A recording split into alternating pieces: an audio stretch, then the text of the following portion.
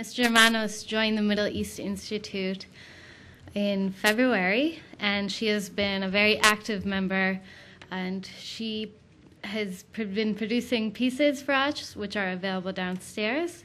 She works on Lebanese politics and the politics of identity. She's originally from Lebanon, and Ms. Germanos speaks Arabic, French, and English. She has been researching divided cities within the French School for Advanced Studies in Social Sciences. She holds a law degree, a Master of Arts degree in Communications, and a Master of Philosophy degree in Comparative Development Studies. And she will introduce to you her panelists, and we look forward to it. Thank you, Camille. Thank you, Rana. Good afternoon, ladies and gentlemen. Thank you for joining us today at this Middle East Institute conference. Our discussants will provide analysis of the ideas of landscapes, seascapes, and valuescapes. They will do so here in the city-state of Singapore. Singapore is regarded as a highly livable city where the successful sustainable development required a holistic approach to balance economic, environmental, and social considerations. Our panel is also about society, space, narratives, and identity. We will start with Dr. Tim Kennedy, who is currently with the architecture faculty at the American University of Sharjah in the United Arab Emirates. He decodes the significance of cultural expressions in landscapes and perceives in Dubai sustainable urban form at risk of imminent erasure by powerful forces of economic globalization. Dr. Samia Rab, who is currently an associate professor of architecture at the American University of Sharjah, introduces seascape urbanism as a way to unify the Gulf geographic entity and maybe identity. Mr. Kevin Smith, who is currently a PhD student in sociocultural anthropology at the University of California, Davis, proposes that the spectacular qualities of an urban landscape require acknowledgement of the human activity and social inequality from which such valuescapes are produced. Mr. Amar Ali Saifuddin, who is currently Senior Assistant Director, Knowledge Management Branch at the Ministry of Home Affairs in Singapore, he is pursuing a PhD in sociology, and he looks into e-narratives of extremist Iraqi movements, hoping to contributing to better focus forward achievable reconstruction of the state. Dr. Tim Kennedy, the floor is yours.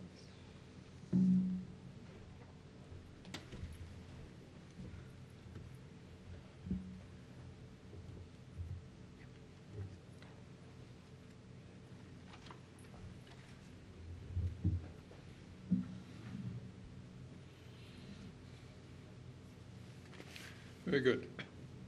Glad to be here. I'm excited to be with economists and political scientists.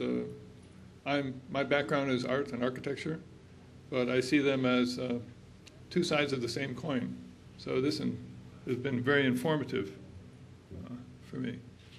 I want to talk about Dubai Creek. The Dubai Creek is the origin of Dubai. This is why Dubai is where it is.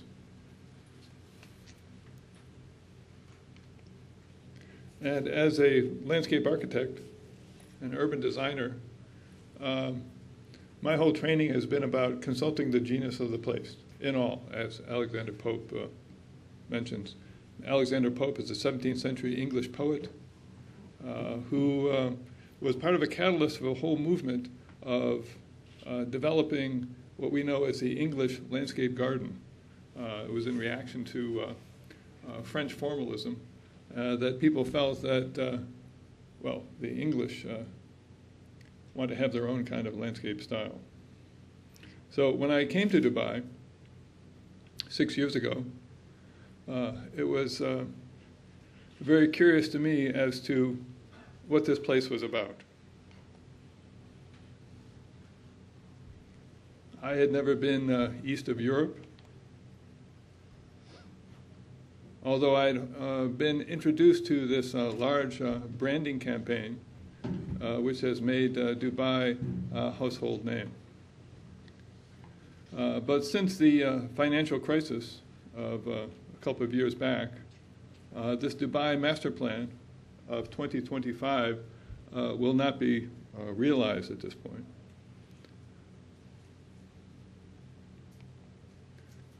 I bring your attention to the round circle, the red circle, that this is the area of my research. This is Dubai Creek.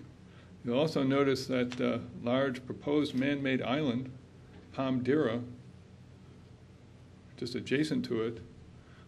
I saw this and became concerned. But my background, coming to the Middle East, I was raised on Hollywood movies. And so Alibaba and the 40 Thieves, I lived this movie. We not only saw the movie on Saturday matinee, after the movie, we went home, got dressed up, and performed the movie again. Maria Montez then was this beauty, Hollywood beauty of the B movies, who had very exotic looks that I associated with the Middle East. Turns out she was born in the Dominican Republic. So a lot of what Orientalism is, as Said mentions, is this projection of Western values onto the East. And when I came to Dubai, then I saw some very strong examples of this. For instance, the Madinah Jumeirah.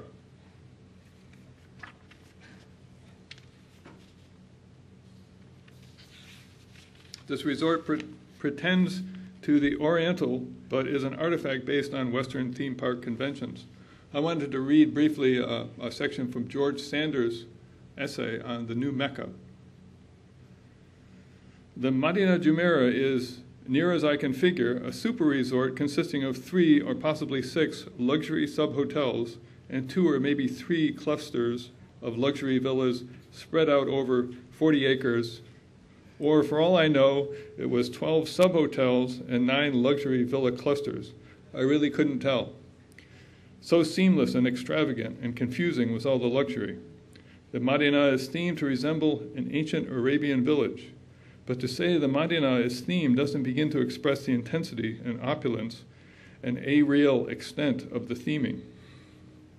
The site is crisscrossed by 2.3 miles of fake creeks, trolled night and day by dozens of fake Arabian water taxis, or abras, piloted by what I can only describe as fake Arabs, because though dressed like old-timey Arabs, they are actually young, smiling, sweethearted guys from Nepal or Kenya or the Philippines who speak terrific English as they pilot the soundless electrical abras through this lush created Arabia, looking for someone to take back to the lobby or to the largest outdoor pool in the Middle East or over to Trader Vic's, which is also themed and looks something like a mysterious ancient Kasbah inexplicably filled with beautiful contemporary people.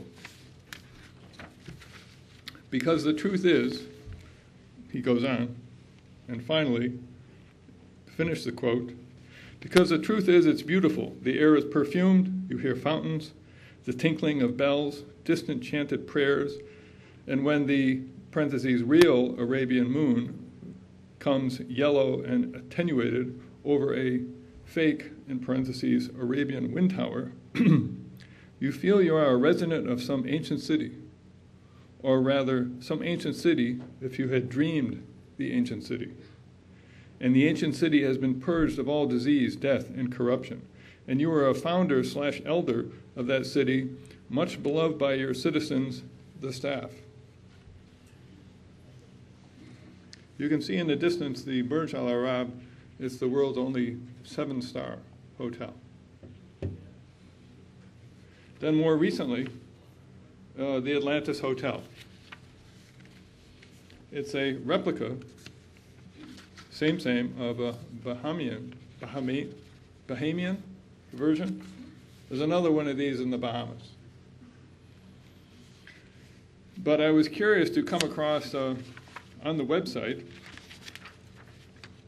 about the grotto that's located in the basement of the hotel. elaborate attraction housed in the subterranean grotto, is advertised as the Lost Chambers.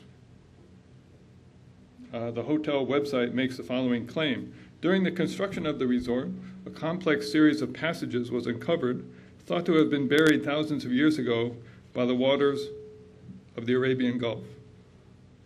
Upon further investigation, an ancient street system was discovered, and the theory came into being that these were, in fact, remains from the lost city of Atlantis. Artifacts found in the archaeological excavation of the hotel site are for purchase in the gift shop. The objects found in the faux archaeological dig are marked with their own origin, made in China, and are available as tourist souvenirs. So indicative of much of Dubai's new development, the site narrative is outsourced to a Disney-esque franchise version of a theme park.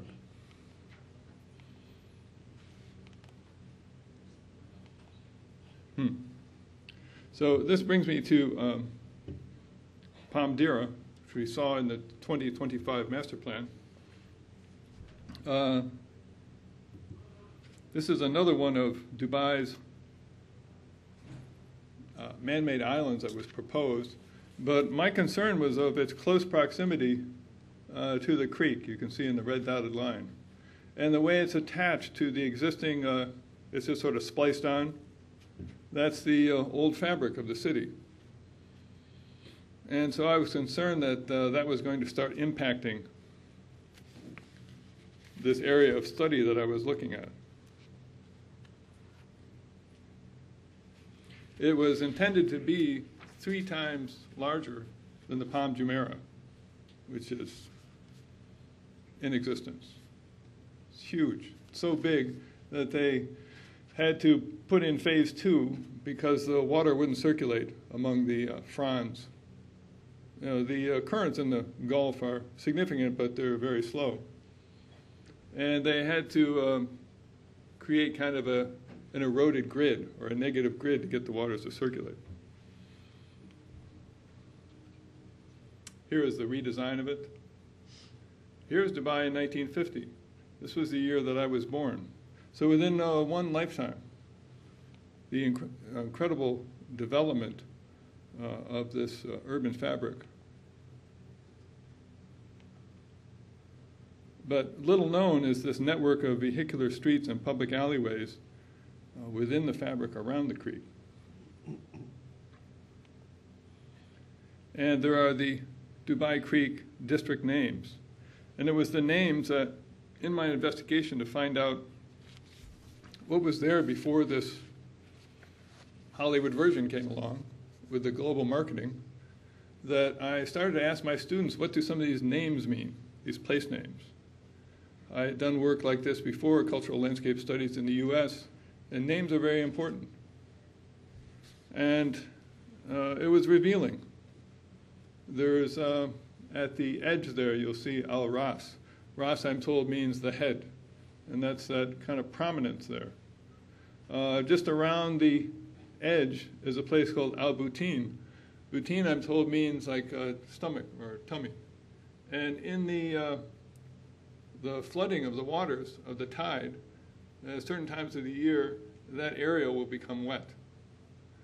There's another area across from Al-Ras called Al-Gubaiba, which means the vanishing place. So this means that in the vernal flooding, this area will vanish. That means don't build there. It's in the name. So it tells about the intimacy of the folks living there in this very severe environment, of how they were able to cope and create a sustainable lifestyle. And it's in the names. It's storied.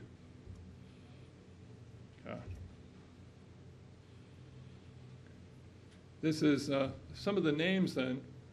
Al-Riga is a district that refers to the landscape pattern where shallow water table precipitates the ease of digging a water well. So the name of the place is saying this is a good place to go for water. the Muraqabad, a name for the design of the water wells. Muraqabad means those of the long neck and describes the tall stone collars that ring the well's opening. Nakhil was a district before it was a developer, and Nakhil is the plural, like fish, meaning a group of palm trees, and describes the vegetative pattern of the area. Dagea, I'm sorry if I'm mispronouncing these things. I struggle just pronouncing my students' names. Dagea is very close to the sea, to the water, and it's where the fisher folk live. It's now where the fish souk is located. Al-Wuhilda. I'm embarrassed to pronounce these. I know they sound much more beautiful in Arabic.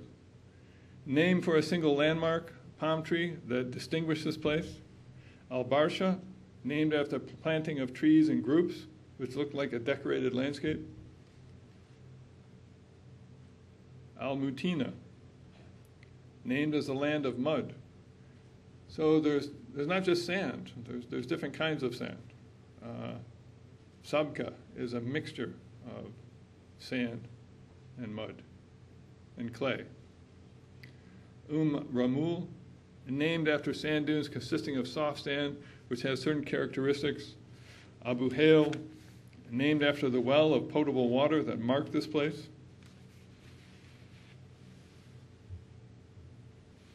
And Al-Gubayba, this is a district, translates as the vanishing place.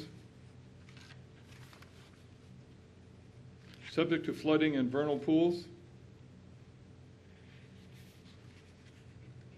The edge of the creek is submerged during the months of the spring. So, walking the streets and alleys of the old urban fabric which straddles Dubai Creek, one finds place names embedded in the map like fossils. Names derive from other unseen places and form an intertext, a locus of intersecting histories and places. Naming the land according to human anatomy reflects an intimacy and assumed reverence for local ecology, as in Al-Ras and Al-Butin that I mentioned. Naming is a fundamental strategy for making places. The name site becomes a storied place. Each name carries its own inception, the story of how it got its name. It's not so much that the places remind us of stories, but rather they exist because of the stories associated with them. The districts that straddle Dubai Creek reveal through their place names a palimpsest linked to the narrative between landscape and culture. Contrary to the congruency are many of the modern tourist sites in Dubai, Dubai Land, Internet City, Media City, Knowledge City. The greens and the meadows often evoke their versions of narrative topos, but with reference to other mythologies and imaginative literature, from Disney-esque theme parks to English-styled picturesque landscapes, which fall outside the historic context of the UAE. So my desire then was to go in and record this environment as a visual artist. And how do I do this? How do I approach this? Orientalism has always rested on the peculiar premise that the West knows more about the Orient than the Orient knows about itself, from Rana Kabani. So I was trying to portray this area not as a Westerner. I'm almost trying to take on a different role here. Because at the time I thought this whole area was in danger of being erased, but with the Palm Dira and so forth, turned into another financial center. So I started out on the tourist path. This is the Gold Souk in Dira.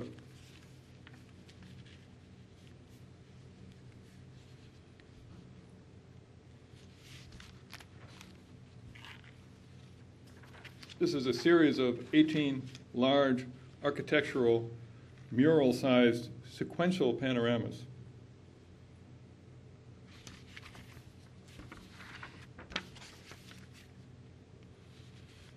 This is an Iranian souk. It's 2 meters long. It's meant to be an architectural mural filling a space.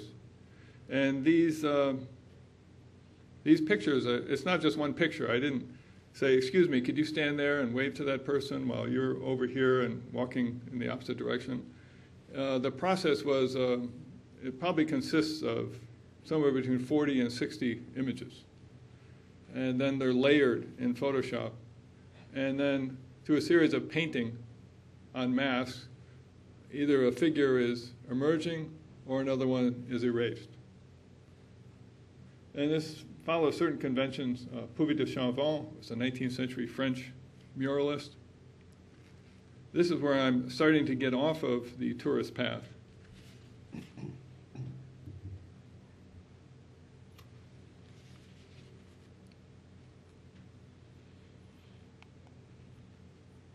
This is an area, again, Dubai is not known for its public space. The malls are a kind of, not a real public space, they're a private public space, or public-private space. This is a plaza in this network of alleyways in Dira. I should also mention Dira, I'm told in Arabic, means circle. Circle as in like the home place.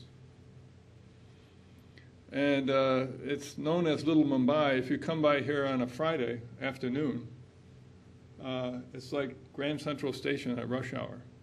It's completely packed in here, people just talking.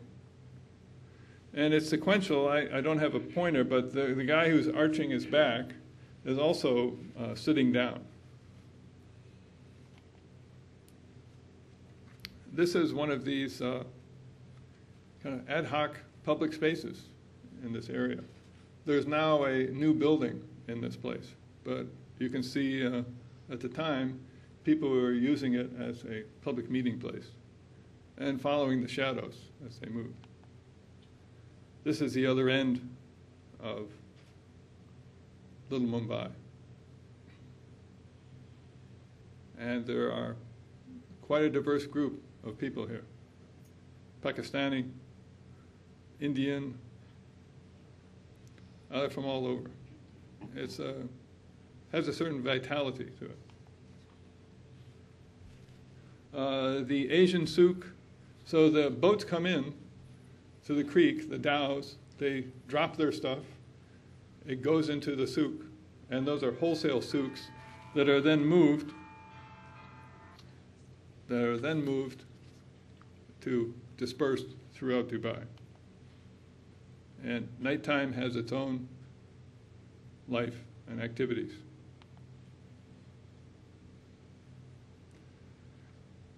This is all changing quickly.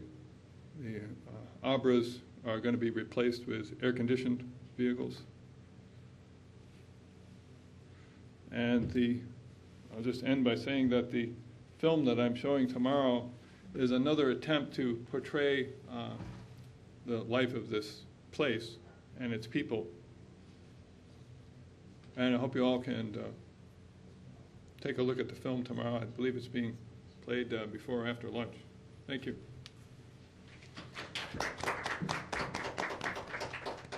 Thank you, Dr. Tim Kennedy. You have all noticed that he is indeed a visual artist. He has studied in the 80s, also studied film and photography, and we will be screening tomorrow his film Lunchtime.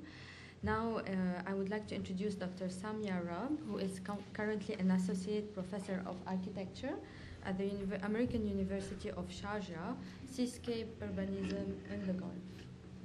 Thank you. And I would like to start with thanking you in advance for enduring a work in progress, which is part of a book project on seascape urbanism.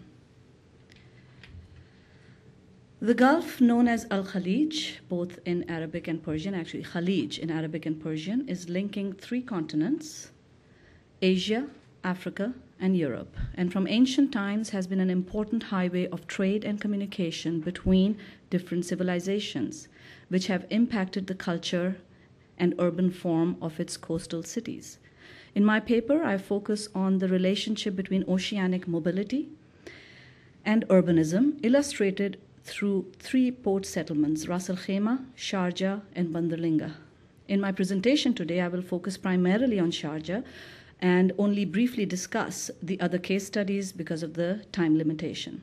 I will argue that occupied by seafaring people who knew the terrain and the physical reality of and sustenance provided by the ocean, these settlements facilitated and were shaped by oceanic mobility made by diverse communities. However, the living urban heritage of the Khalij is currently being mapped, remembered, and reconstructed to create a local cultural identity tied to the geography of land and affiliated with a dominant religion at the expense of a cultural heritage shaped by the geography of water, supporting links between diverse communities. The World Bank Development Report of 2000 states that the cities in the MENA region, the Middle East and North Africa region, face 4 challenges. While the third challenge is specific to cultural heritage management, the other 3 challenges reflect that modernization is not keeping pace with the rest of the world. So in essence, this report is saying that neither the present nor the past is being totally taken care of. They're both in jeopardy. Global organizations recognize MENA as the cradle of human civilization, with about 60% of the world's rich cultural legacy inherited from the past civilizations. However, less than 70 of the 911 sites on the World Heritage List designated by UNESCO are located in the region. It's quite a discrepancy.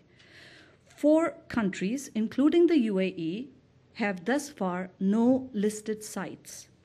3 main reasons for this current situation are lack of awareness for cultural heritage, reconstruction of heritage to serve an external purpose, and the lack of capacity to develop statements of unique global value for heritage properties and sites in the region.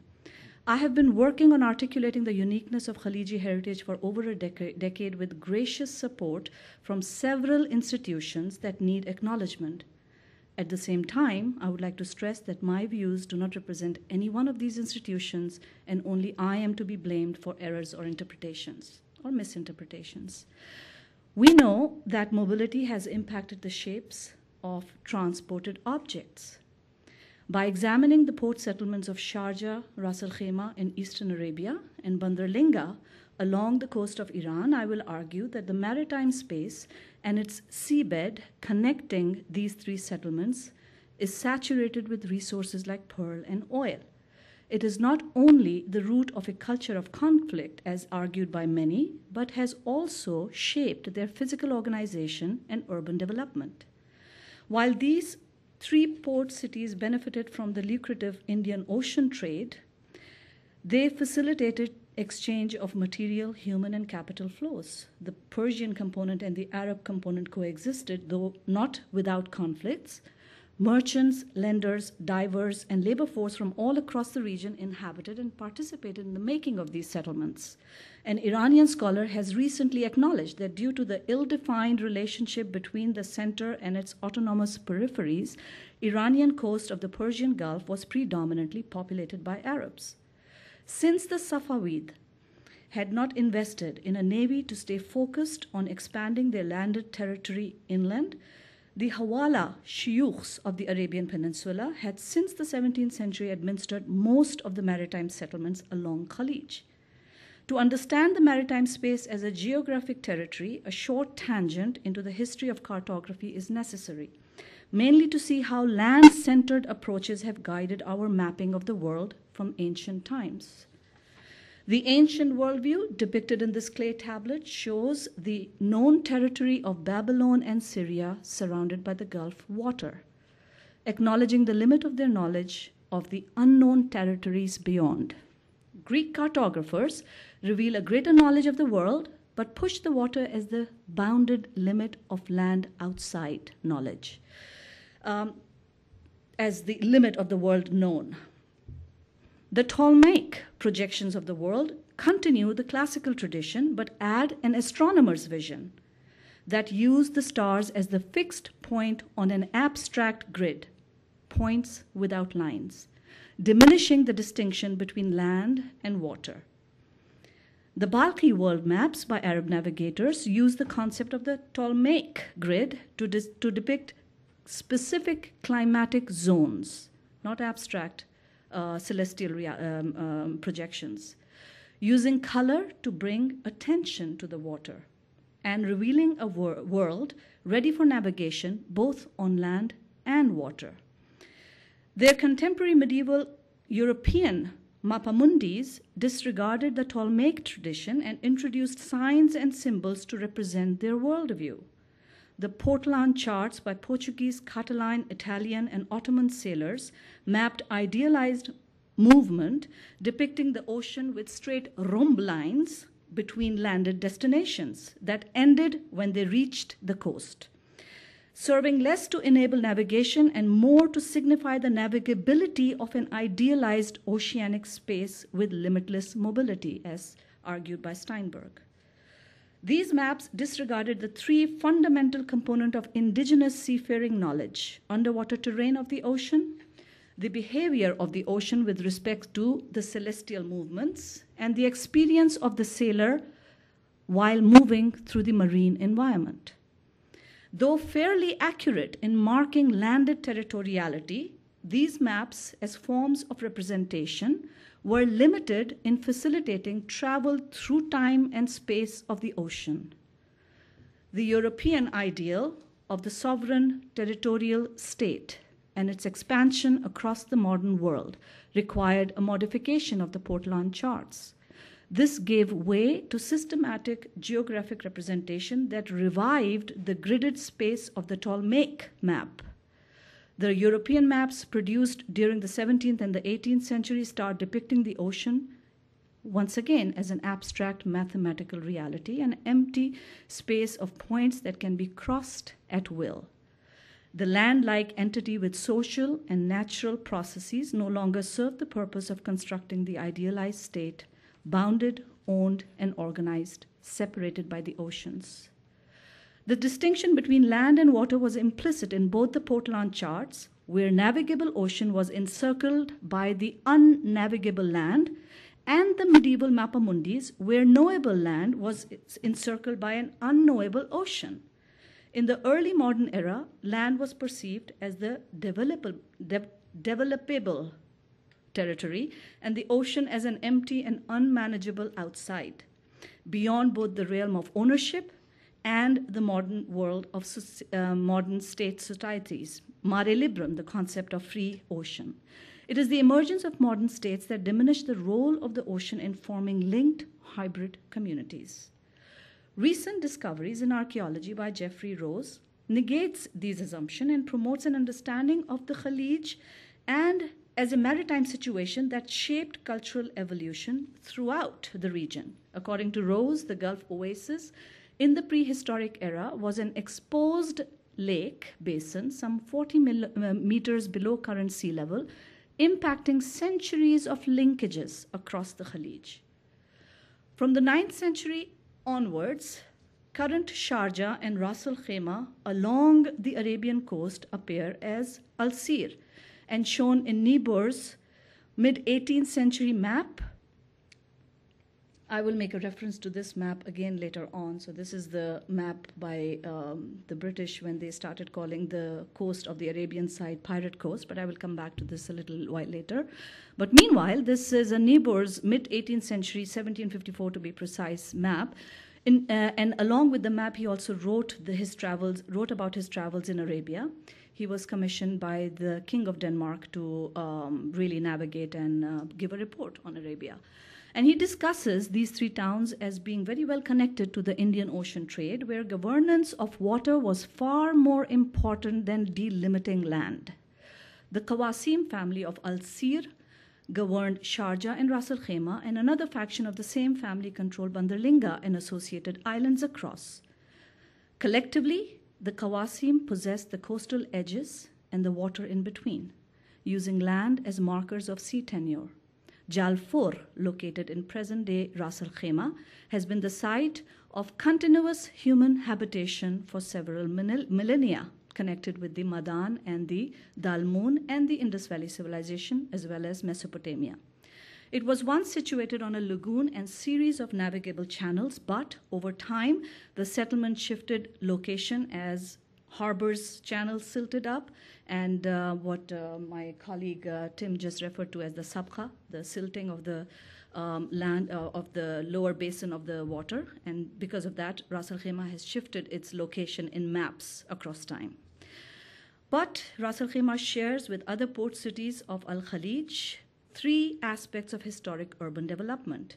It naturally fits in and was open to a body of water, was protected from the desert edge by fort, and traces of a wall exist as well, and it had a souk that was running along the safer side of the water, with multifunctional life connected to the waterfront.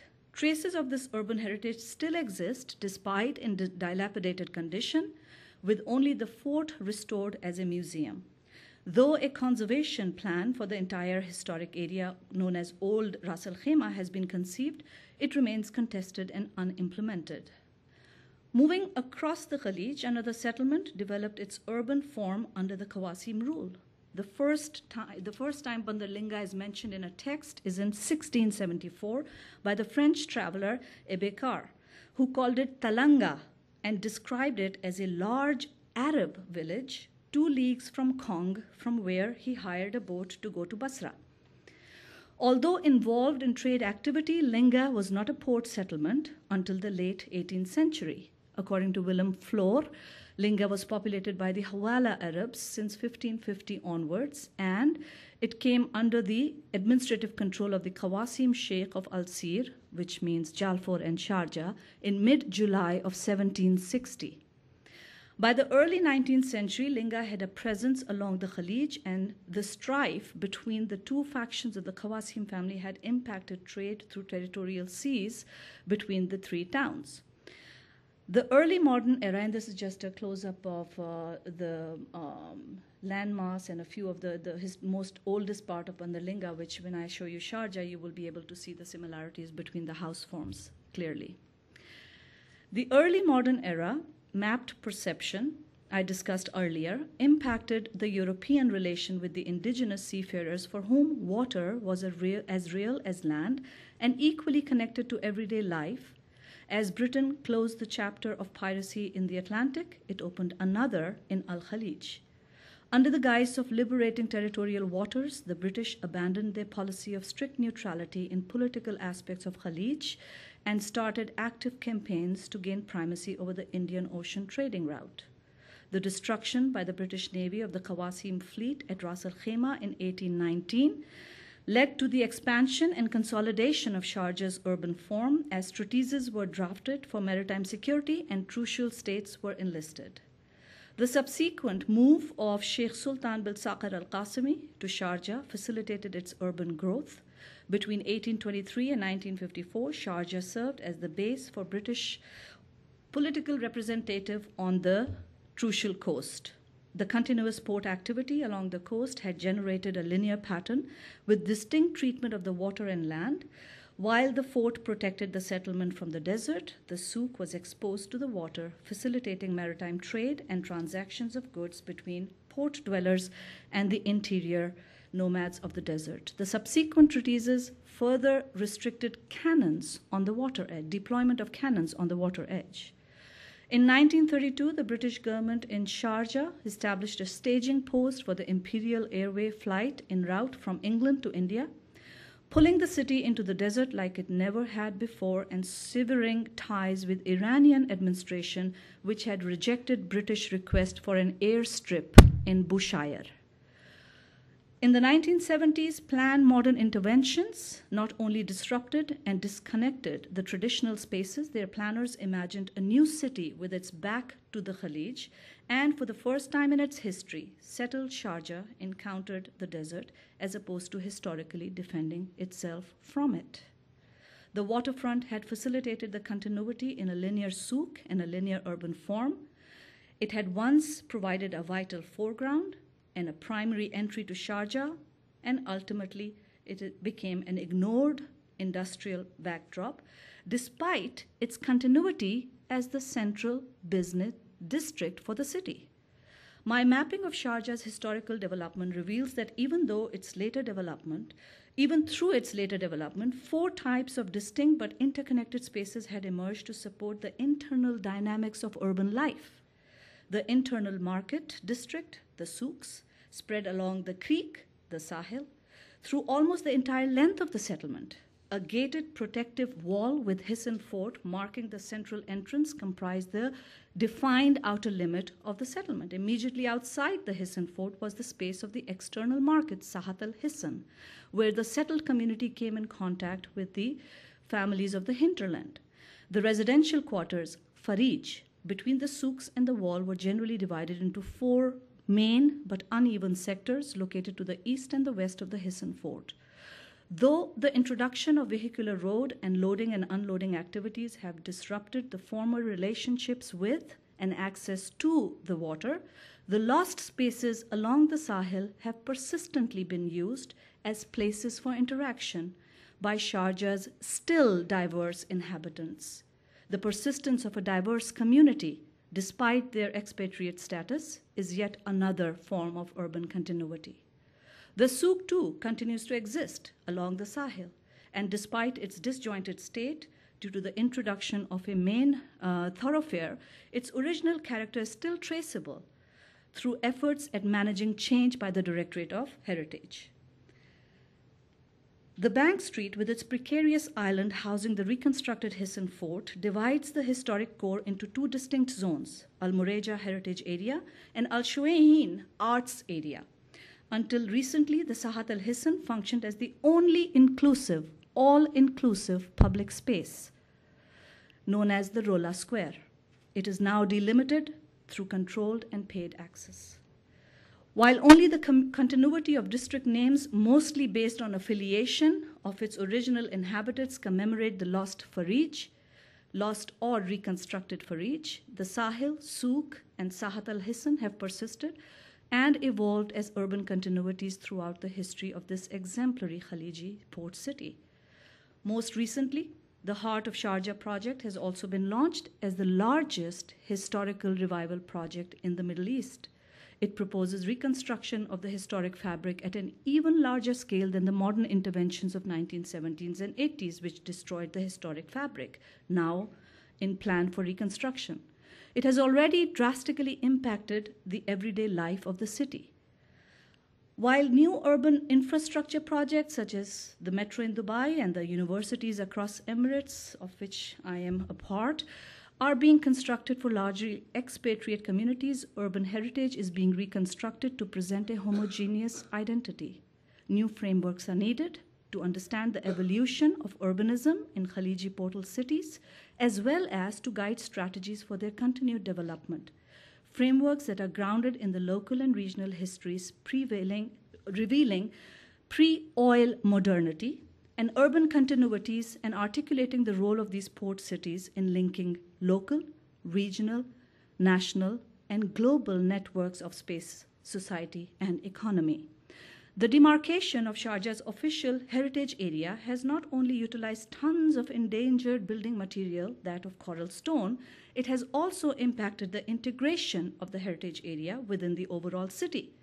With a historical understanding of urban continuities, I have embarked on the second phase of this project to study the urban integration of Sharjah's historic core using space syntax. In April, we examined the relationship between the urban networks and social life of all stakeholders and users of the study area. With research collaboration with colleagues at the Istanbul Technical University and with funds from the Emirates Foundation, I hope to identify spatial causes of barriers to social and physical cohesion between the larger city and the historic core, and between Al-Shuwaihin Arts Area and Al-Mureja Heritage Area.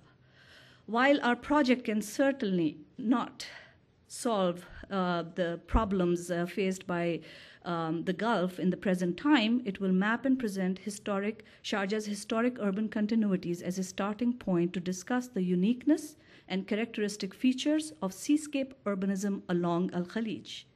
The maritime and regional orientation of my research project aims to simultaneously transcend the contemporary discourse on Khaliji identity from its present insularity and identify the limits of the notion of Arab Islamic city as a framework of their analysis, conservation, reconstruction, or development. Since Steinberg and Bentley, many contemporary thinkers have discussed the role of oceanic mobility on world history. But the impact of oceanic mobility on the mapping and organization of Khaliji port cities and the role these cities played in facilitating and benefiting from the Indian Ocean trade has yet to be studied carefully. Future conservation of and development within the living historic areas of cities along the coast of Khalij should prioritize strengthening their urban continuities and building typologies as opposed to mere preservation of their built fabric. The search for cultural identity tied to the geography of land is at the expense of a connected culture shaped by the oceanic mobility. UAE's cultural heritage is certainly unique enough to be subscribed on the World Heritage List. And that is my conclusion. Thank you very much.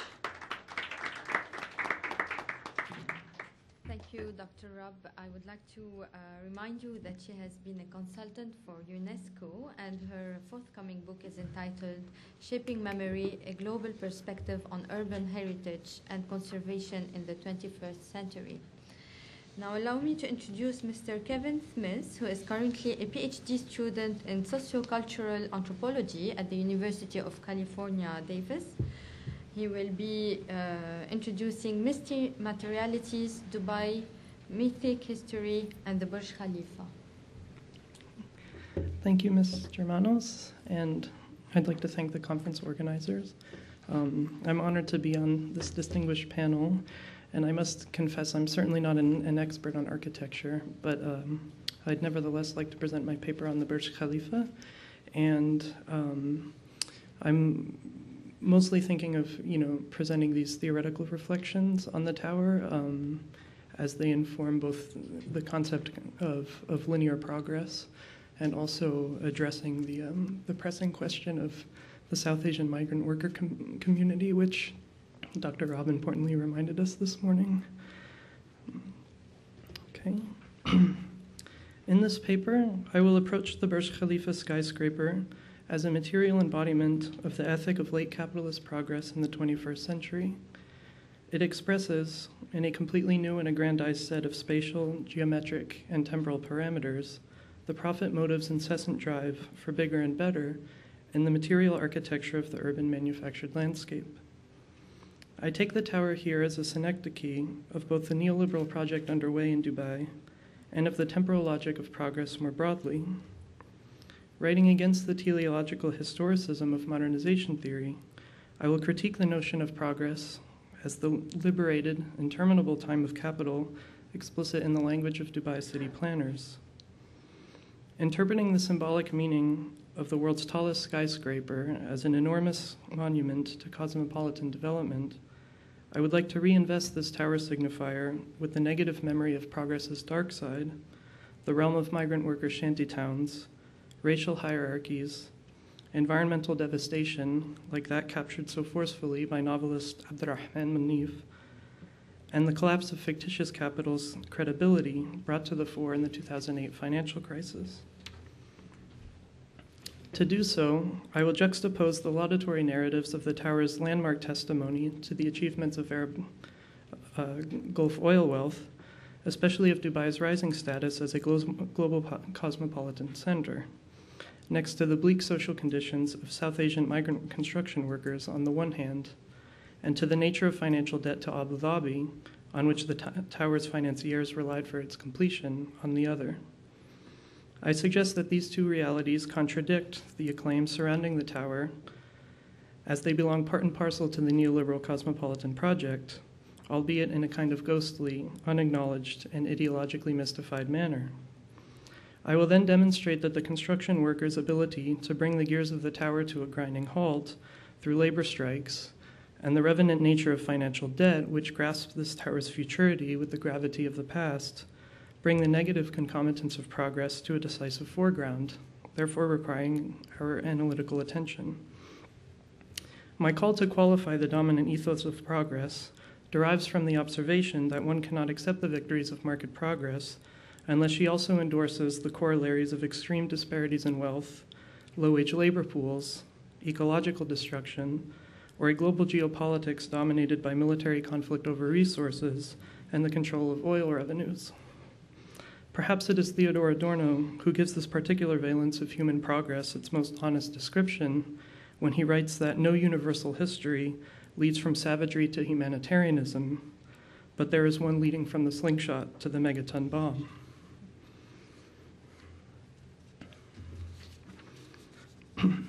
Commenting on social life in the 21st century Dubai, Mike Davis and David Bertrand Monk contrast Walter Benjamin's reflections on 19th century Paris with today's megacity.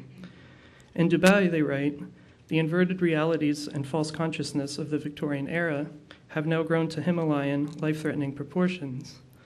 If the iron and glass arcades of the 1850s were the enchanted forests of early consumer capitalism, today's luxury-themed environments, including city-sized supermalls, artificial island suburbs, and faux downtown lifestyle centers, function as alternative universes for privileged forms of human life. These Goliath arcades, the seven-star hotels, and the indoor ski resorts of Dubai, financed by heavy flows of oil money to the Gulf states, have turned what 30 years ago were small trading outposts on the Arabian Peninsula into city corporations of epic proportions.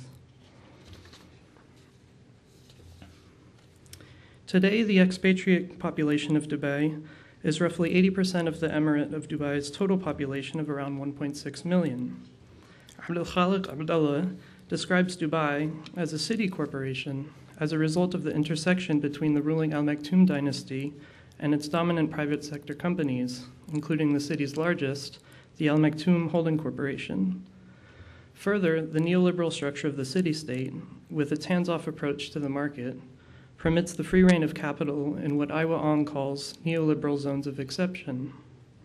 The revolving door of corporate elites, public sector CEOs, and ruling dynasts oversees a territory wherein labor unions are outlawed, migrant laborers can be replaced and deported at the flip of a coin, and capital can, unobstructed, jump from one construction project or bank holding to another nearly instantaneously.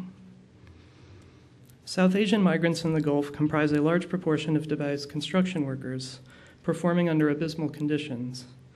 Many are forced to live in shantytown complexes where the living situation is overcrowded and they fear deportation or having passports and travel papers withheld at any moment. Human Rights Watch and other migrant and labor and human rights organizations have described these conditions in detail, paying particular attention to the abuses construction workers face in metropolitan development projects. Construction contributes 8% of the UAE's GDP and 11% of its non-oil related GDP. 2005 estimates count roughly 305,000 migrant construction workers in Dubai,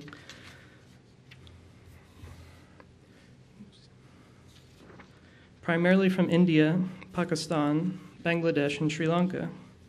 In the space of 2 years, that number rose to around 700,000 in 2007. When these workers arrive in Dubai, they are immediately placed under the close supervision of their employers and housed in dormitory-style complexes where workers must share bunk beds with as many as 8 people in cramped 12 by 9 feet dorm rooms. Shower and bathroom facilities are external to the bunk rooms, but are often unsanitary. A worker interviewed by the BBC describes his living situation, saying that the latrines are so filthy we cannot use them. We are so disgusted. The roads are full of garbage and waterlogged. Living and moving about here is a great problem. We suffer greatly. Typically, 1 to 2 months of the workers' first wages are withheld as security deposits to ensure that they do not run away, after already spending their own money on subcontracting interlocutors who process their visa paperwork. Human Rights Watch reports that many workers have had wages withheld on more than one occasion, leaving them stranded and unable to purchase food and handle other living expenses. Migrant Rights, a workers' rights NGO, published an expose of the conditions for workers involved in construction of the Burj Khalifa and the surrounding Ammar Marina complex, reporting that they earned as little as $4 a day for strenuous 12-hour shifts in the brutal heat. In addition, the extremely dangerous nature of construction work has led to numerous deaths and injuries in accidents taking place hundreds of feet above ground. Despite the absence of labor unions and the illegality of protests and labor action in the UAE, Burj Khalifa construction workers have taken to the streets on several occasions to protest their dismal conditions. Several strikes have halted construction of the tower, which began in 2004. On March 23, 2006, 2,500 workers rioted at the tower site, damaging office equipment and refusing to work. In November of 2007, thousands of Indian workers struck against abusive labor practices, temporarily halting construction until threats of deportation and the involvement of the Dubai Labor Ministry and Indian consulate forced a strike settlement. These labor actions demonstrate that the expatriate communities are not simply passive recipients of maltreatment, but are reshaping the social circumstances in which they are enmeshed to reflect their own concerns and hopes for alternative futures. From here, I will relate the conditions of social life for South Asian workers with the temporal dimension of the Burj Khalifa's construction. I suggest that while market ideology typically diverts its attention from this migrant population, the tower's completion, especially under the circumstances of an extreme disparity in wealth, relied tremendously on their contribution. The Burj Khalifa was known as the Burj Dubai throughout its construction beginning in 2004 and progressing until the financial collapse of 2008 compelled Dubai financiers to borrow heavily from neighboring Emirate Abu Dhabi. For this reason, it was renamed upon its grand opening on January 4, 2010, to honor UAE President and Abu Dhabi Emir, Sheikh Khalifa ibn Zayed Al Nahyan. Material financial support for the Burj Khalifa, as well as knowledge production and physical labor involved in its creation, exemplify the international dimensions of the Gulf economy. The designers of the tower are Chicago's Skidmore, Owings, and Merrill, the engineers of the Sears Tower. Construction labor for the Burj Khalifa came primarily from expatriate Indian and South Asian workers. Accordingly, the tower's official website describes the construction project as a truly international collaboration between more than 30 on-site contracting companies from nations around the world. In addition, Giorgio Armani personally designed a luxury class hotel, the Armani, housed within the tower's massive steel chambers, occupying 5 floors and offering 160 designer guest rooms and suites. Although the tower's interior is at present unfinished, it will soon offer luxury apartment residences, office suites for international businesses, and an array of shopping centers and tourist attractions, including the tower's observation deck on floor 124, ambitiously described on the tower's website as destined to be the highlight of any visit to the Middle East. The website boasts that the total weight of aluminum used on Burj Khalifa is equivalent to that of 5 A380 aircraft, and the total length of stainless steel bullnose fins is 293 times the height of the Eiffel Tower in Paris. The amount of rebar used for the tower is 31,400 metric tons. Laid end to end, this would extend over a quarter of the way around the world. From here, I will argue that the Burj Khalifa, a mini-city of its own, objectifies as commodity the spirit of societal progress. The commodity form, in fact, antecedes the tower's materialization. Burj Khalifa was already fetishized before it was opened to the public in 2010. Numerous news articles and press releases announced the coming of the world's tallest tower years before it was available for public consumption. To think of the Burj Khalifa as a reified totality, as an object in and of itself to be discussed, critiqued, admired, or experienced, presupposes its emergence on the market and its alienation from the hands of its creators. The ideologically driven narratives heralding the tower's completion tend to ignore the role of construction workers and the risky migration chains through which they arrive in Dubai, and thus, in accordance with commodity fetishism, detach the Burj Khalifa from the productive labor and social relations that contributed to its genesis. Returning to my discussion of progress then, I postulate that the tower's alleged temporality as the Gulf's most actual architectural accomplishment does not actually dovetail with what Harry Hartunian has called the boundless present, the Empyrean liberation, qua civilization, from the shackles of historical backwardness. The mythic narratives which hail the tower's inauguration as the Arab Gulf's architectural apotheosis overlook its interrupted construction by the power of organized labor and the technological limitations which, for example, closed the tower's observation deck for 2 months in February of 2010. Further, such praise disregards the fact that multiple unstable bases for financial support left its developers scrambling for different sources of funding, a fact which can be reinterpreted as a formidable obstruction to the purportedly liberated time of capital, what Francis Fukuyama has once called the end of history. Congratulatory language of completion aside, even as the tower now stands, open to the paying public, it is incomplete within. Its impressive exterior belies an unfinished, partial achievement, anticipating the fortuitous occasion where wealthy renters may one day defray its construction costs. The time of the present in which the tower now stands is not boundless, unhindered by the weight of the past, but is instead haunted by the ghost of debt, which grounds its mythic stature in a countervailing and sober historical present. While mystified, this temporal dynamic of debt proves to be of much more significance than would first appear.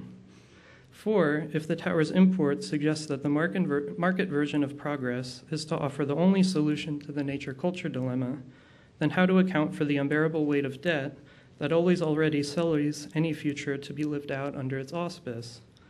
If we recall Nietzsche's observation that the German term Schuld signifies both debt and guilt, can we not think of the Burj Khalifa's indebtedness to Abu Dhabi as one in which the guilt of the proprietors can only be deepened, not resolved, by the maximal extraction of surplus value from construction workers, hotel and office staff alike? The degree of freedom which allows some the time to explore the tower to innovative ends, like the daredevil skydiving from its peak, can only be understood as a result of the division of labor which segregates leisure time for the privileged from the watches of workers who built the tower from its subterranean base to its atmospheric zenith. No metaphor lets sparkle more appropriately this boundary between labor and leisure time than the temporality of a professional parachuter soaring on her way down to Earth past a group of workers washing the exterior glass of a 2,717-foot tall skyscraper. A lack of consideration for this glaring social stratification disarms our capacity to critically evaluate Dubai's cosmopolitan project and contributes to the spectacle-like nature of the Burj Khalifa as an unequivocally positive instantiation of historical progress. In conclusion, this paper has approached the Burj Khalifa as a marker of the hypermodern drive for architectural expansion and human progress in an objectified and fetishized material form. Breaking apart the temporality of progress as an unleashed, rapid trajectory toward the future, I have argued that the dimension of debt requires an alternative temporal understanding of progress. Such an understanding allows for historical ruptures and turning points rather than inexorable forward movement. In addition, through discussion of the social conditions of South Asian migrant workers, I have reinvested capitalist time with the critical history, the endless toil of migrant workers in the Gulf, which undergirds the spectacular quality of Dubai's urban valuescape. Because several labor strikes by these South Asian workers periodically force the grinding gears of construction to a standstill, I keep faith in the promise that active historical agents can reclaim the concept of progress in the interest of society as a whole, rather than concede to the temporal requirements of an immediately mesmerizing but imminently mythologizing tower shrine to the commodity fetish. Thank you.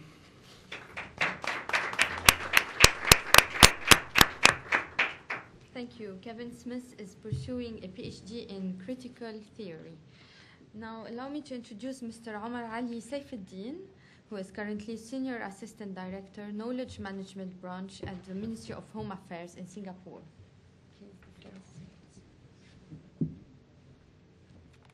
Thank you, Camille.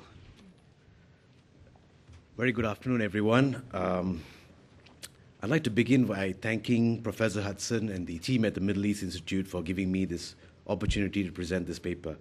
Now, I have a very tough time slot. Everybody's getting kind of tired. It's nearing the end of the day, and our blood sugar levels are, reaching rock bottom. So just spare me the last vestiges of your attention, and I hope to make this worthwhile. Now, why talk about Iraq now? come 31st December 2011, that's the end of this year, you have total US troop pullout from Iraq. If you believe what the Iraqi media is saying, there are less insurgent attacks being seen every day. Osama bin Laden is dead. The Arab Spring is here.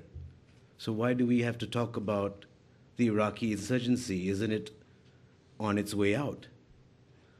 If there's one thing I've learned from looking at the narratives of extremists on the internet, is that they can never seem to lose. They can never seem to lose because they keep changing the parameters of what victory is. They can never seem to lose because they keep reconstructing who the enemy is or what the enemy is. They can never seem to lose because they keep changing the context subtly of why they're fighting. Now, what I'm going to do now is that in this PowerPoint, if I don't press the wrong button, that is, I'm going to show you quotes from the websites of insurgent groups, and I'm going to show you quotes from the discussion forums where which are sympathetic to the insurgent groups. And you see the writing on the wall for yourself. And I call this presentation The Game. When one mentions the insurgency in Iraq, populist imagery from the media portrays a picture of war-torn streets and persistent violence that comes to be seen as the main stumbling block to reconstruction efforts. Into this mix comes sectarian violence between Shiite and Sunni groups, the former coming into the vacuum left by the demise of Saddam and the Ba'ath Party. The focus now has become how Al-Qaeda has added the final catalyst to this maelstrom that is now Iraq. Becoming another battlefront for jihad to Al-Qaeda means primarily the conflict has become an international calling card for every extremist Muslim in the world who needs a venue for actualizing their commitment to fight in the perceived global war on Islam. A rallying call by Al-Qaeda that can only work with the right narrative. Now the problem is, such a summary as given here, while accurate to an extent and common in mainstream discourse on the subject, glosses over the actual themes used by insurgent groups to create resonance at the grassroots. More importantly, the themes from internet-based forum discussions that react to the narratives the insurgents put out over the internet.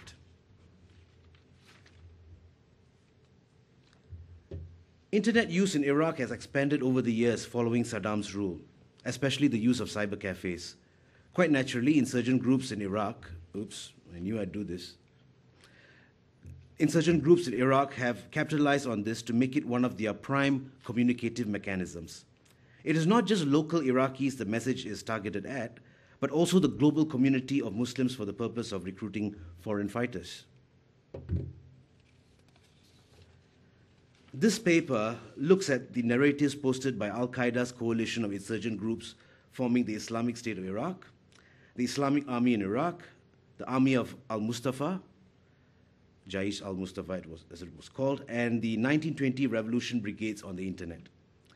We need to keep in mind that the insurgency in Iraq has been very dynamic, with new groups being formed, old groups being eradicated or absorbed into alliances, and alliances breaking off.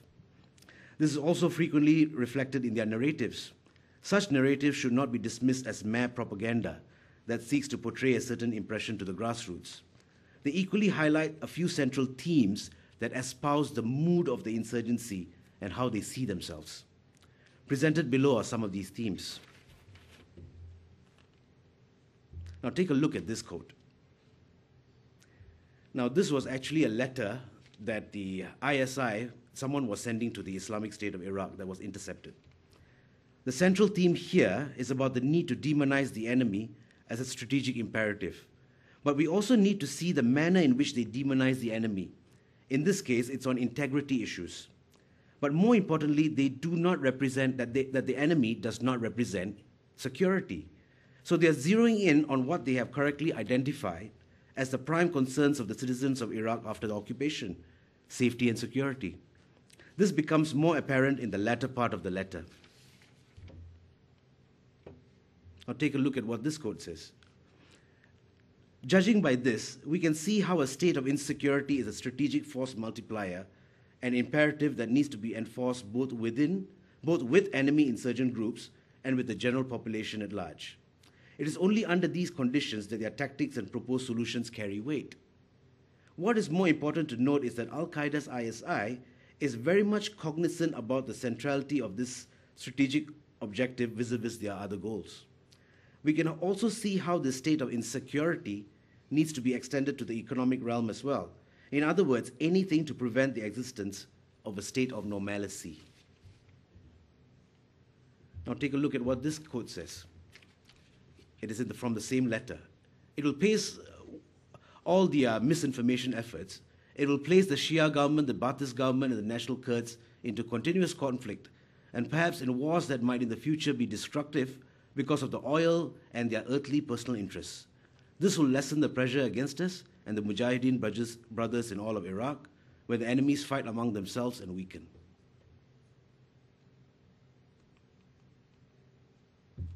Lastly, we must attempt to place this country in security chaos and wars between the Shia enemy, the Ba'athists, and the Americans. This will lead to weaken them, particularly the Maliki Shia government, by wisely, intelligently, and cautiously spreading sedition among them.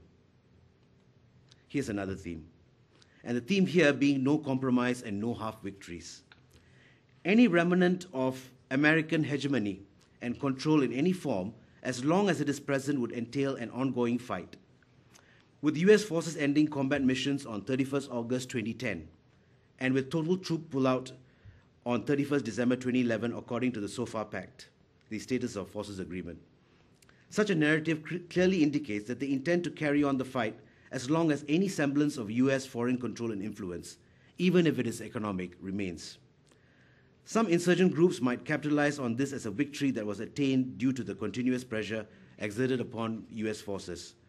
But it is more likely that given time, Iraq would fit the classic profile given by Al-Qaeda of apostate regimes whose rulers are actually proxies of the US.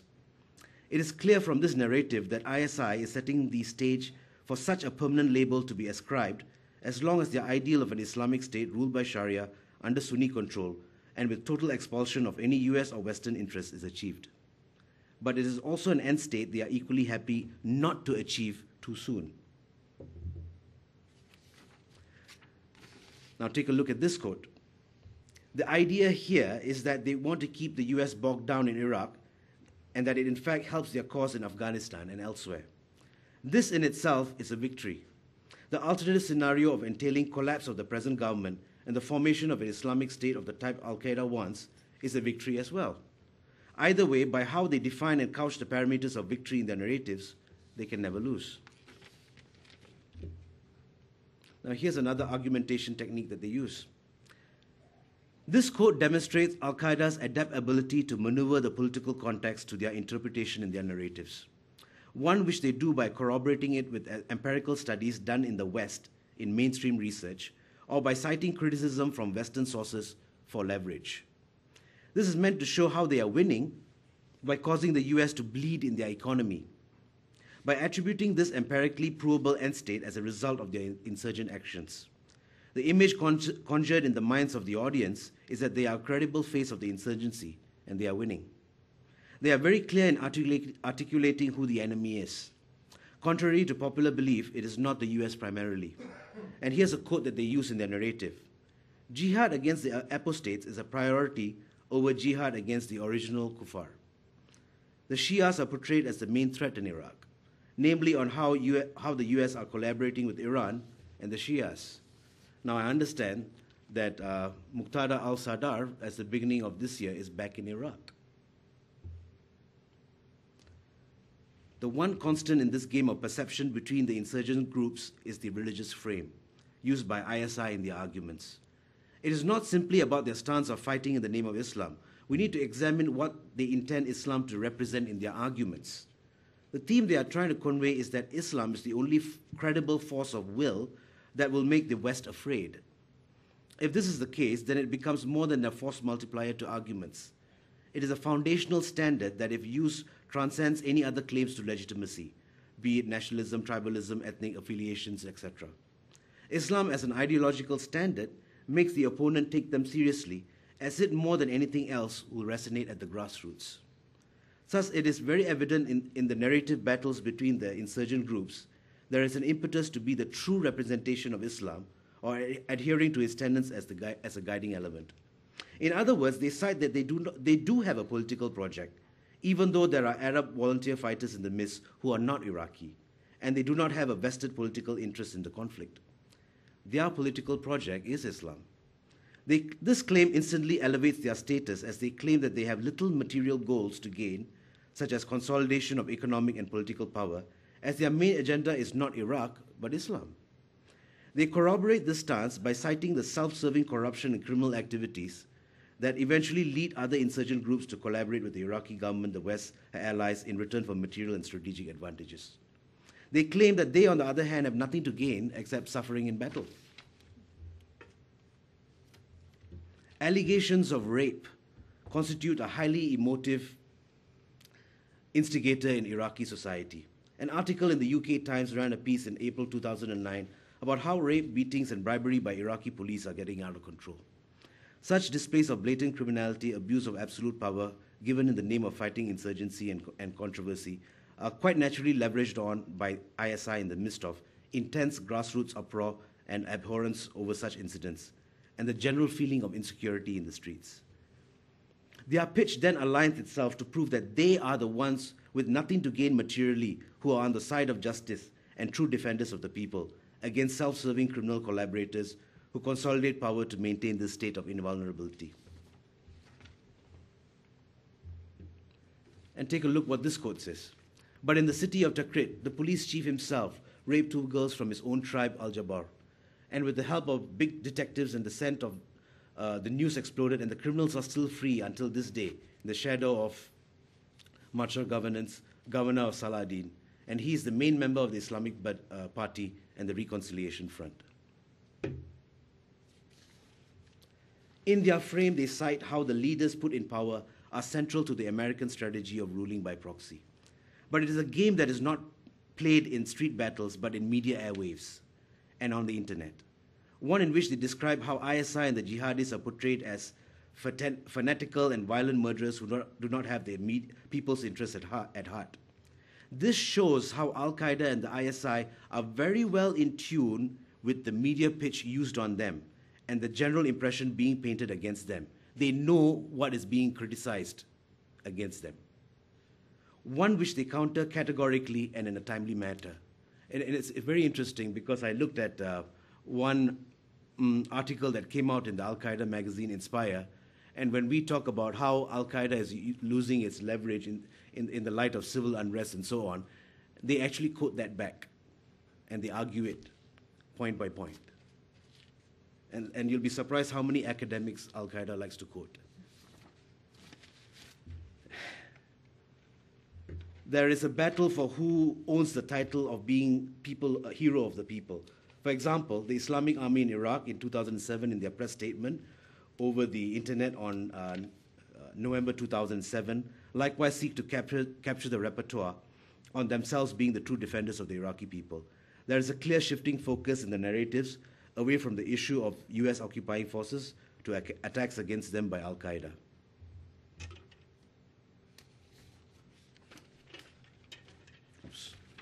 Oops. There is some level of agreement and deference to the Al-Qaeda leadership and their philosophy.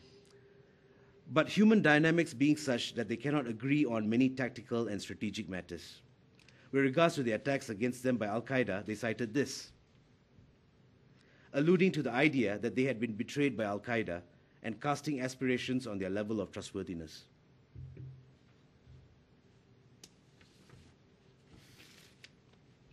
And this is what the other insurgent groups are saying.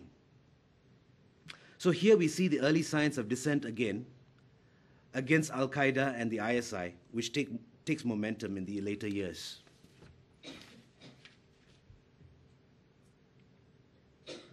The 1920 Revolutions Brigade on October 07 in their internet statement criticized ISI's slander about them.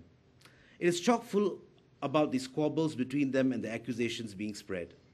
A lot of such narratives from this point seem to be mostly accusations and critique by ISI about other groups, countering accusations from ISI and making new ones against ISI by rival insurgent groups. It was a game of information and misinformation. The biggest culminating accusation would be about collaborating with the occupation forces. But there is the suggestion that there is a media ploy by the occupation forces and the Iraqi government to cause dissent between insurgent groups. There is also some suggestion about the crucial role of the various leaders for the groups, that in many ways it is a war between rival personalities, which might suggest that is now a three-pronged media game between Al-Qaeda, ISI, rival insurgent groups, and forces siding the government, the awakening movement, and mainstream media. In December 2007, the Al-Qaeda network in Iraq released a narrative written by Sheikh Mesarat al-Gharib called The Secrets of History. Zarqawi, yes, I knew him. They'd probably make a movie out of this. It gave a personal account of the author's relationship with him and presented a human face to the terrorist leader that would appeal to readers. For instance, it cited the example of how in the early days in Afghanistan, one of his colleagues provocatively asked him to fill a plastic kettle by himself to test his character. This colleague, who later became his ardent follower, said in spite of the provocation, the sheikh took the kettle, filled it with water, and with all modesty and without making any comments. He then narrated how a man was targeted for killing, but this would entail killing his young son, as well as it might lead them to their base. Zarqawi then cancelled the operation, explaining that the bounty was not worth killing the boy, again attempting to impress onto readers about the forgiving and kind nature towards people that is not well publicized. The impact of these experiential accounts, unverified as they may be, should not be underestimated. In many of the extremist internet forums, humility and the character of a person sells. There is great resonance generated in the chat rooms through narratives about the humble and virtuous character of an extremist or terrorist personality, rather than just about the ideology itself. His stature as a caring military commander who puts his men before him is another aspect that comes out strongly in the narrative, citing how he cared so much for his men under him that he would refuse to eat until his fighters had eaten first. The author went on to relate how he used to roam around until midnight, personally investigating foxholes, checkpoints, the movements of fighters, and the situation of the people. Thus, for any credible counter-narrative, there is a need to counter the cult of personality built around them. When stories and incidents about the corruption and abuse of power by the ruling government circulate and become visible, this creates a natural allure to personalities that claim to be the antithesis of such characters.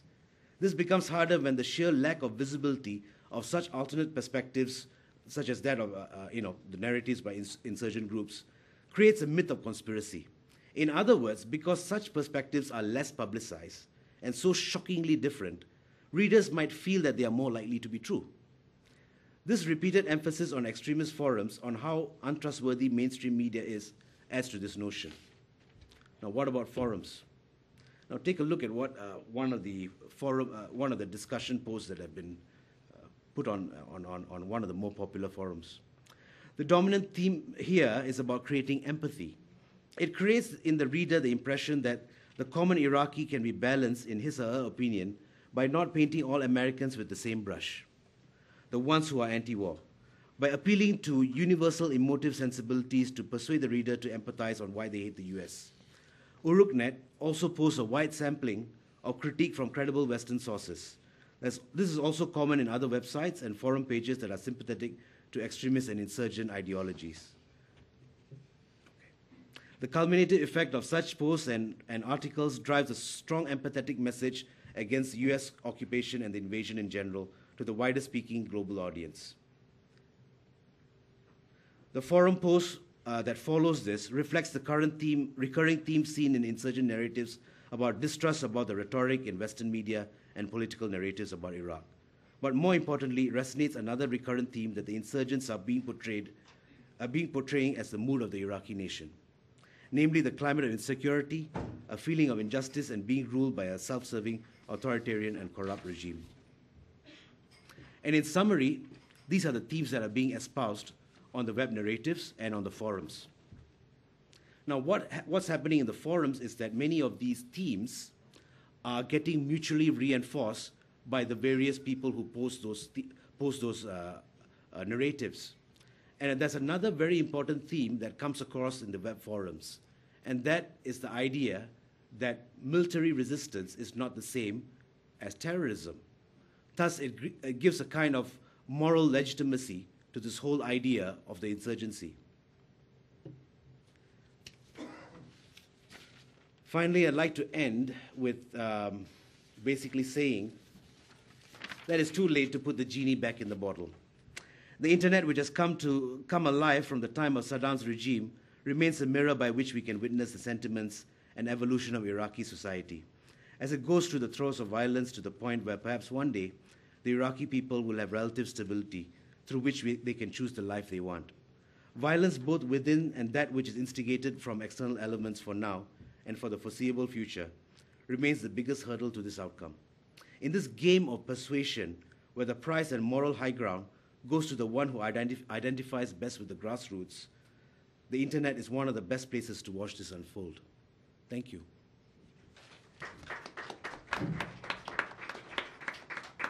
Thank you, Omar Ali Saifuddin. I would like to remind you that he is pursuing a PhD in sociology, and he would like to contribute to better focus towards achievable reconstruction of the state. You have heard very interesting and thought-provoking presentations.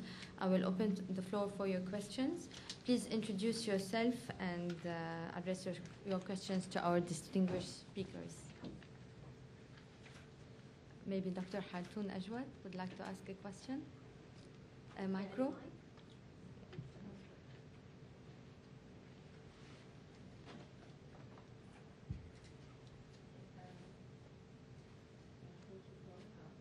For these very, very interesting papers. I have a question for the last paper, first of all. Mr. Omar, you were saying, you started by saying that how it is very bewildering, how the enemy changes and these positions, all positions changes as from the perspective of Al-Qaeda in Iraq. So I was wondering whether it's not also the same position that Americans are using as well. Do they constantly also change who their enemy is, and they change all positions and so on? A second question regarding Saudi Arabia. Is there any, with all your codes or the forums that you have, that Iraqi insurgents is using, what is the connection with Saudi Arabia here? Are they using any literature that's coming from Saudi Arabia, or it is all locally produced? I was very intrigued by the papers of Dr. Samia and Kevin, as these very, very dear subjects to me. The modernity and how it is destroying historical places and so on. Coming from Mecca, it's very. I feel that I can actually identify a lot with many things that you've been saying.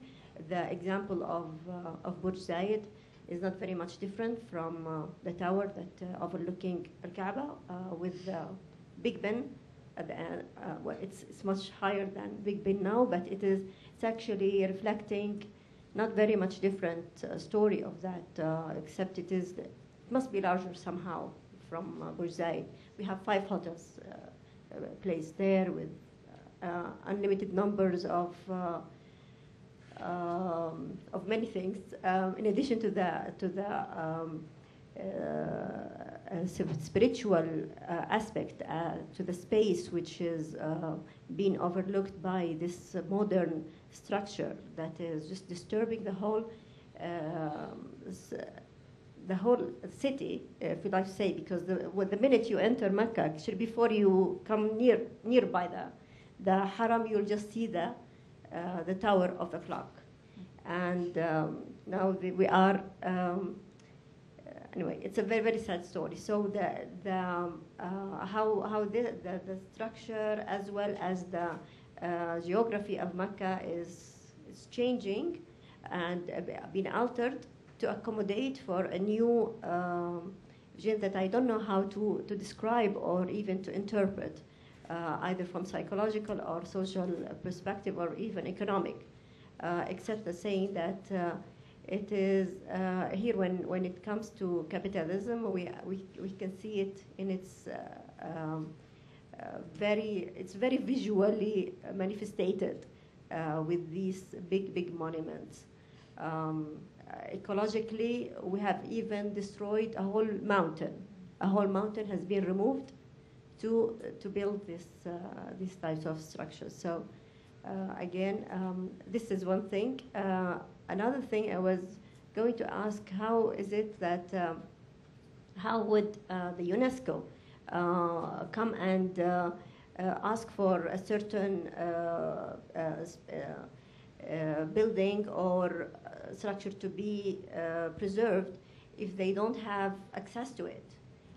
Similar, such as holy cities. How would that be part of their responsibility, if you'd like to say? And if a country is preserving it or making it, and at the same time it is destroying all these historical places. Anyway, we can go into that. Thank you, Dr. Hatoun. We only have 2 more minutes, so I will let you answer the question or comment on the comment, and maybe you will pursue the discussion over a tea. I think that Mr. Al-Atas has a question also for you, and maybe Dr. Heath, I don't know. Definitely James Dorsey, our colleague, please. I'm really interested in the question, the first question that yeah, that is, I think it's a very good question. Yeah, I got to remember not to ramble. It's a habit of mine. Anyway, a small caveat. The views and opinions and perspectives that I just mentioned are my own and in no ways reflect the views, perspectives, and opinions of the Ministry of Home Affairs. Yeah, thank you, yes. Now that we've got that out of the way. Okay. I found issue 5 of the Inspire magazine, produced by the Al-Qaeda of the AQAP, Al-Qaeda in the Arab Peninsula, very interesting. They had a special feature, very nicely done, by the way, very good graphics and all that, about the protests in the Middle East. And they do something very interesting. You asked about changing the context. You know, how the US and everybody else, of course, you will change the context to suit your argument. And it's funny you should say this, because that's exactly what they say the US is doing. And it's in the narrative. Yes. That's the question. Yeah, exactly. See, so Al-Qaeda is saying that that the West is very good at changing the context to suit the argument. And they actually say that you accuse us of capitalizing on the Arab Revolution and saying that how it was actually part of our agenda, that militancy has no more place in it, you know. But that is exactly what you are doing. You meaning you, the West, are capitalizing on this movement and digging your figures in again. And what they do is, in Inspire, they have a separate page, and they say quotes from the West. And I think they quote, what's his name, Phil Reese, if I'm not mistaken. Yeah, and they actually quote him, and they say, take a look, your own people are saying how, you know, that you should keep your fingers away from here, that you are the ones who are actually changing the context. So you're very correct on that part. They have a lot of articles, of course, that demonize Saudi royalty as per normal. That's normal. But in terms of the Iraqi insurgency and what they quote about the Saudis, not much. Not much. Can I interject that? I think I was hoping that this would come up as you were presenting, because instead of saying that it's the West that's doing it or it's the terrorists that are doing it, perhaps we can accept the fact that the ideal notion of the nation state in the contemporary world is failing. Oops. I mean, we can't nail anyone down, right? We can't nail the enemy down. We can't nail anyone down to a nation state anymore. And I think part of my historical research was talking about the fluctuation of people across continents, not just nation states. and the construction of urbanism that went beyond the nation state, that facilitated mobility, and that was facilitated by mobility. That's what Kevin was saying. I mean, when Kevin talks about Iowa on, for instance, he was saying that actually, although that's happening, the nation state adapts to look at different, to explore different ways of sovereignty. Yes. Different ways of sovereignty. No longer the early modern notion of the sovereign state, the way we have come to understand. That has to modify, that has to change. Well, No, it isn't. The nation state is a fluid concept. It is, We invested with stability, but it doesn't mean it isn't. Yeah, we idealize the stability within it. That's an ideal. I think that the discussion is quite warm. Would you like to stay? We have the option to stay here. I mean, And we skip don't coffee. have to. We don't have to go for coffee. Can I just add just one last comment before we go for coffee? I notice a lot of things about the people who comment on the web forums. You can tell they're very young.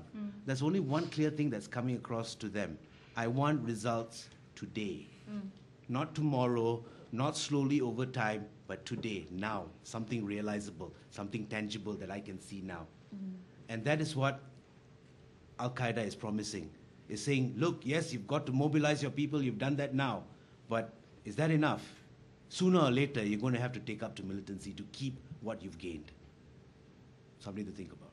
I mean, just if I can add one comment, which is that one thing that I was trying to find a concept that linked you're quite diverse and very interesting comments. And I think it's interesting because you have a moral context that only Kevin made the moral context most explicit in terms of economic equity and fair treatment of human beings. But the concept I came up with authenticity. And the whole issue of what is authentic, whether it's from a religious point of view, or an architectural point of view, a lifestyle point of view, or the way that we treat each other as citizens of the world without exploitation, it's something that I think we're grasping upon in the same way that one grasps upon the stability of the nation state or something. It's something that we yearn for, but all of the papers really consisted of statements of loss. We yearn for authenticity, but we know that we don't have it. But if you know you don't have it, then how can it be authentic? And the question becomes of boundary making, right? Because when you talk about the shift from the sea to the land, that is precisely that. You want to create the boundary, and the same thing with an edifice like that tower is. When you talk about extrangements, all these materialities have their own historicity, right? But you have to create the boundary so that all these different histories interact. It is cut from its prior temporal links to create a whole, a temporal frame informed by logical capital. And decide what the costs are, what the costs would are. Okay, thank you. It looks like you've all been having a very fruitful discussion, and I hope that you can carry it on not just in the next 5 minutes of your coffee break, but in the next 2 days.